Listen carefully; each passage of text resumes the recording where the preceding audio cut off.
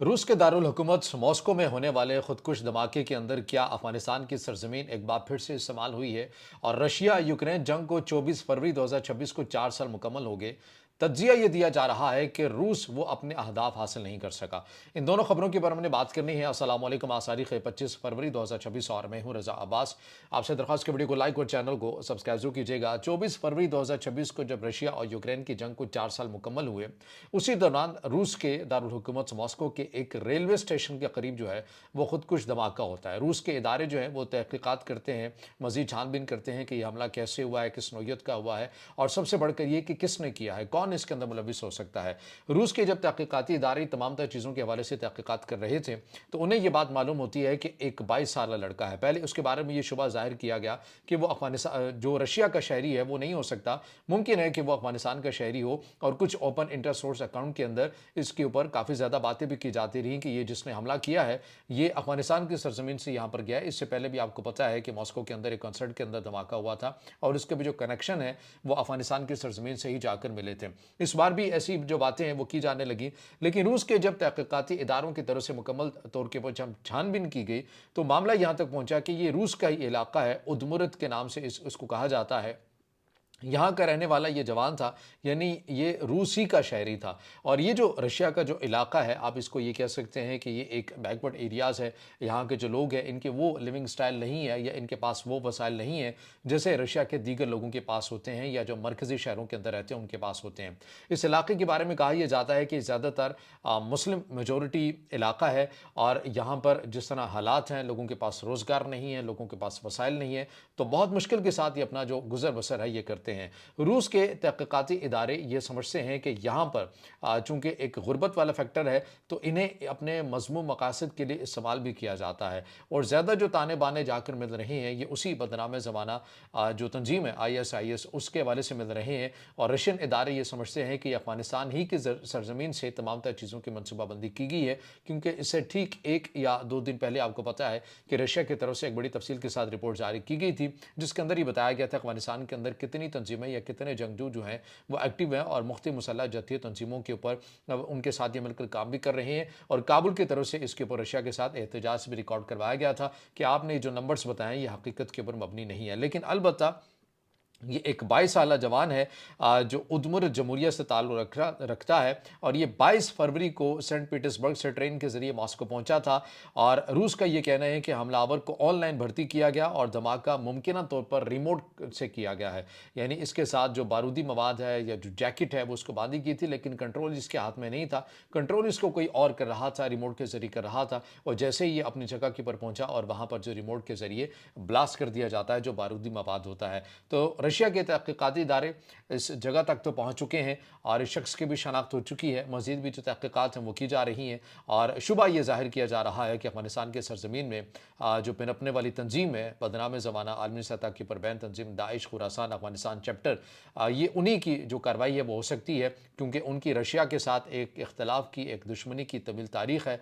वो ये समझते हैं कि बशार अल असद के टेन्योर के वक्त अगर हम कामयाब नहीं हो सके थे तो उसकी वजह रशिया थी। फिर इसके अलावा चिचनिया की बात करते हैं या दीगर 1-2 इलाकों की बात करते हैं, वो ये समझते हैं कि रशिया की रियासत की तरफ से मुसलमानों के ऊपर काफ़ी जुल्म और जबर किया गया है तो हम उसका बदला लेते हैं। तो इनकी एक तारीख है टसल की रशिया के साथ और उसी हवाले से इस हमले को भी कनेक्ट किया जा रहा है। अब आ जाइए, रशिया यूक्रेन जंग को 4 साल तकरीबन मुकम्मल हो चुके हैं। 24 फरवरी को ये जंग जो है ये शुरू हुई थी और इसके ऊपर इसके क्या नताइज है, यानी कि 24 फरवरी 2022 को इस जंग का आगाज़ हुआ था और 4 साल के बाद अब ये तज्जिया पेश किया जा रहा है कि देखिए रशिया इतने बड़ी ताकत रखता है, इतने बड़े वसाइल रखता है, यूक्रेन उसके मुकाबले में कुछ भी नहीं है, लेकिन अभी तक मुकम्मल तौर के ऊपर जो रशिया है वो अपने अहदाफ को हासिल नहीं कर सका। नंबर्स क्या बताते हैं ये तफसील मैं आपके सामने मिनवान जो है वो शेयर कर देता हूँ। इसके अंदर जो जंग है वो छिड़ी क्यों थी, उसकी ज़ाहिर बुनियादी वजह यही थी कि जो यूक्रेन है वो ये चाहता था कि हम किसी तरह नेटो के अंदर शामिल हो जाएं, जबकि जो प्यूटन है उन्हें यह बात किसी भी तौर के ऊपर एक्सेप्टेबल नहीं थी कि उनकी सरहदों के पास आकर गैर मुल्की अफवाज या नेटो आकर बैठ जाए। बिल्कुल ऐसे ही है जैसे अमेरिका के सदर डोनाल्ड ट्रंप ये कहते हैं कि हमने ग्रीनलैंड किसी को नहीं लेने देना। ऐसा ना हो कि कल कोई चाइना और रशिया की फौजें यहाँ पर आ जाएं तो हम इस चीज़ को एक्सेप्ट नहीं कर सकते कि हमारी सरहदों के बिल्कुल पास आके गैर मुल्की जो अफवाज हैं वो आ जाएं। यही जो दलील है ये प्यूटन की भी थी, लेकिन इसके ऊपर यूक्रेन नहीं माने और کرتے کرتے جو ہے وہ بڑے پیمانے کے اوپر جنگ بھی چھڑ گئی۔ اس موقع کے اوپر ایک پاکستان کے مشہور و معروف صحافی جو ہیں وسرت اللہ خان صاحب، انہوں نے BBC اردو میں بھی جو کالم لکھا تھا اس کا عنوان مجھے بڑا پسند آیا تھا، جو ہم کہتے ہیں نا محاورہ استعمال کرتے ہیں کہ آ بیل مجھے مار، انہوں نے لکھا ہوا تھا آ روس مجھے مار، وہ یوکرین کے تناظر میں لکھ رہے تھے۔ لیکن بہرحال اب یہ چیزیں ہیں، نمبرز ہمیں کیا بتاتے ہیں، اس میں سب سے پہلے ہم روسی نقصانات کا جائزہ لے لیتے ہیں۔ اس میں بتایا جا رہا ہے کہ 2,75,000 سے لے کر 3,25,000 تک کا نمبر ملتا ہے جو اس جنگ کے اندر روسی فوجی جو ہے وہ مارے گئے ہیں، اور کل نقصانات مارے گئے پلس زخمی پلس لاپتہ وہ 1.2 ملین کا نمبر ملتا ہے۔ زخمی اور لاپتہ تقریباً 8,75,000 یا 9,75,000 تک کا بھی نمبر ہے۔ اور یوکرینی فوجی کتنے مارے گئے، اس کے اندر 1 لاکھ سے لے کر 1,40,000 تک کا نمبر ملتا ہے، اور کل نقصانات مارے گئے پلس زخمی پلس لاپتہ تو یہ 5 لاکھ سے لے کر 6 لاکھ تک کا نمبر جو ہے یہ بتایا جاتا ہے۔ زخمی اور لاپتہ تقریباً 4 لاکھ سے 4,60,000 کا نمبر بتایا جاتا ہے۔ روس پر پابندی اور معاشی نقصان بھی اٹھانا پڑا ہے روس کو۔ روس پر تقریباً 28,000 سے زائد پابندیاں لگیں، $300 ارب مرکزی بینک کے اثاثے منجمد کر دیے گئے، تیل اور گیس آمدنی میں 25% سے 27% کمی آئی۔ 2025 میں معاشی شرح نمو 0.6% تک رہی، اور IMF اور CSIS پابندیوں کی وجہ سے کل معاشی نقصان $1 ٹریلین سے زائد، GDP میں کئی سو ارب کا نقصان بھی ہوا رشیا کو۔